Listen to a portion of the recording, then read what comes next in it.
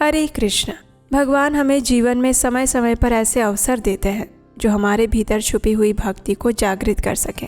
वैशाख मास ऐसा ही एक अत्यंत शुभ और पवित्र अवसर है। ये मास हमें केवल कथाएं सुनने के लिए नहीं, अपितु अपने जीवन को एक नई दिशा देने के लिए भी प्रेरित करता है। जब हम पूर्ण श्रद्धा के साथ भगवान की ये कथाएं सुनते हैं तो धीरे धीरे हमारा हृदय भी शुद्ध होने लगता है और भक्ति का बीज अंकुरित होता है।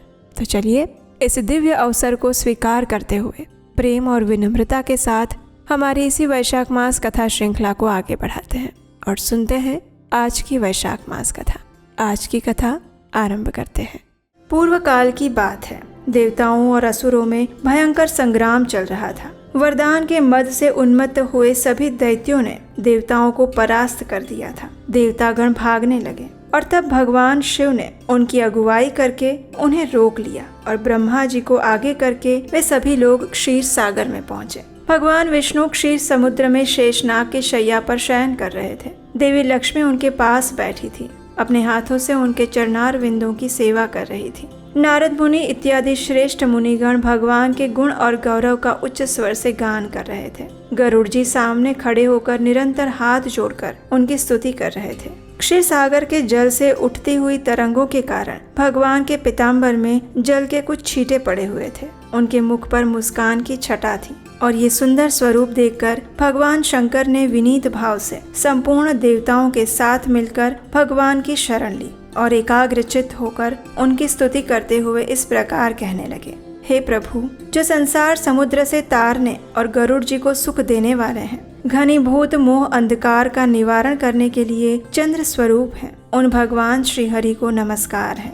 जहाँ ज्ञानमयी मणि की प्रज्वलित शिखा प्रकाशित होती है और जो चित्त में भगवत संग रूपी सुधा की वर्षा करने वाली चंद्रिका के समान है। मानस के उद्यान में जो प्रवाहित होती है, उस भगवत भक्ति रूपी मंदाकिनी की मैं शरण लेता हूँ। वे लीला पूर्वक उत्साह शक्ति को जागृत करने वाली संपूर्ण जगत में व्याप्त है। उसे ही वैष्णवी शक्ति कहते हैं। हवा से हिलते हुए कमलदल के पर्व के भीतर रहने वाले पतनशील जंतुओं की भांति पतन के गर्त में गिरने वाले प्राणियों को स्थिरता देने वाली एकमात्र श्री हरि की स्मृति ही है। तेज और अंधकार दोनों से परे विराजमान आप परमेश्वर को मैं नमस्कार करता हूँ। आप यज्ञ स्वरूप, भविष्य के उपभोक्ता, रुक, यजु और सामवेद स्वरूप हैं। आपको नमस्कार है। भगवती सरस्वती के द्वारा गाए जाने वाले दिव्य सद्गुणों से विभूषित आप भगवान विष्णु को नमस्कार है। आप शांत स्वरूप, धर्म के निधि, क्षेत्रज्ञ और अमृतात्मा हैं। आपको नमस्कार है। आप साधक के योग की प्रतिष्ठा और जीव के एकमात्र हेतु हैं। आपको नमस्कार है। आप घोर स्वरूप, माया की विधि और सहस्त्रों मस्तक वाले हैं। आप योग निद्रा स्वरूप होकर शयन करते और अपने नाभि कमल से उत्पन्न संसार की सृष्टि रचते हैं। आपको नमस्कार है। आप जल स्वरूप और संसार की स्थिति के कारण हैं। आपके कार्यों द्वारा आपकी शक्ति का अनुमान होता है। आप महाबली, सबके जीवन और परमात्मा हैं। समस्त भूतों के रक्षक और प्राण आप ही हैं। आप ही विश्व और उसके सृष्टा ब्रह्मा हैं। आप नृसिंह शरीर धारण करके दर्प युक्त हो दैत्य का संहार करने वाले हैं। आप ही सबके पराक्रम हैं। आपका हृदय अनंत है। आप संपूर्ण संसार के भाव को ग्रहण करने वाले हैं। आपको नमस्कार है। आप संसार के कारणभूत अज्ञान रूपी घोर अंधकार का नाश करते हैं। आपका धाम अचिंत्य है। आप गूढ़ रूप से स्थित और अत्यंत उद्वेग कारक रुद्र हैं। आप शांत हैं, जहाँ समस्त उर्मियाँ शांत हो जाती हैं। ऐसे कैवल्य पद को देने वाले हैं। संपूर्ण भाव पदार्थों से परे और सर्वमय हैं। आपको नमस्कार है। इस प्रकार स्तुति करने पर प्रसन्नचित्त भगवान गरुड़ ध्वज ने कृपायुक्त होकर संपूर्ण देवताओं पर अपनी दृष्टि से अमृत की वर्षा की और फिर उनसे मधुर वचन में कहने लगे। हे देवताओं, मैं ध्यान द्वारा तुम्हारा सारा अभिप्राय जान गया हूँ।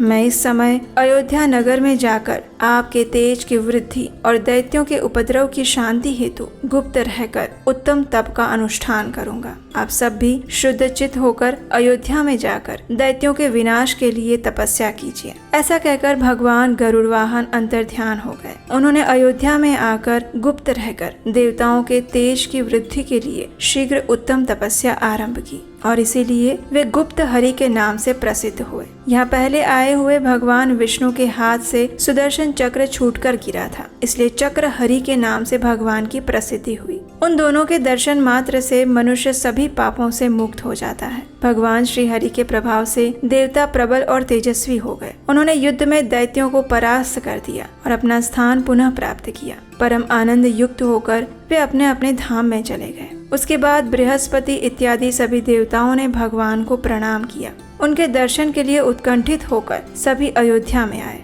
और वहां पुनः प्रणाम करके हाथ जोड़कर एकाग्र चित्त से श्री हरि का ध्यान करते हुए उन्हीं में तन्मय हो गए। और तब भगवान विष्णु ने उनसे कहा, हे देवताओं, मैं इस समय तुम्हारी कौन सी इच्छा पूर्ण करूं? तब सभी देवताओं ने कहा, हे जगतपते, इस समय आपके द्वारा हमारा सारा कार्य सिद्ध हो चुका है, फिर भी हमारी रक्षा के लिए आपको सदैव यहीं पर रहना चाहिए। ये सुनकर भगवान ने कहा, हे देवताओं, ये कथा संसार में प्रसिद्धि प्राप्त करेगी। समस्त प्राणियों में श्रेष्ठ पुरुष यहाँ उत्तम भक्ति से पूजा, यज्ञ और जप आदि का अनुष्ठान करता है तो वो परम गति को प्राप्त करेगा। जो जितेंद्रिय मानव अपनी शक्ति के अनुसार यहाँ दान करेगा, वो अनुपम स्वर्ग लोक को पाकर फिर कभी शोक नहीं करेगा। यहाँ मेरी प्रसन्नता के लिए शुद्ध चित्त से गौदान करना चाहिए। जो मेरी भक्ति में तत्पर होकर आत्म शुद्धि के लिए इस स्थान पर स्नान करेंगे, उनकी मुक्ति उनके हाथ में रहेगी। भगवान चक्रहरि के स्थान पर मेरी प्रीति के लिए उत्तम दान,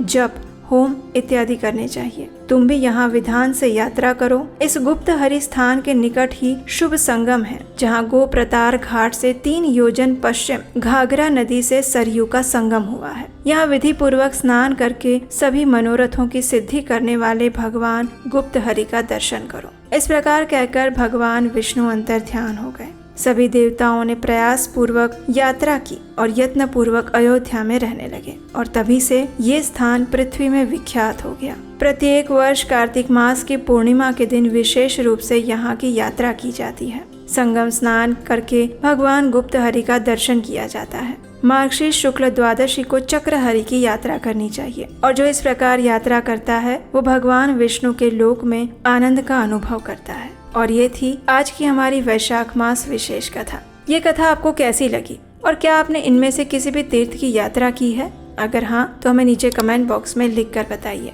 इस वीडियो को लाइक कीजिए, शेयर कीजिए, चैनल को सब्सक्राइब कीजिए और हम आपसे मिलेंगे इसी कथा की अगली कड़ी के साथ कल प्रातःकाल। हरे कृष्णा।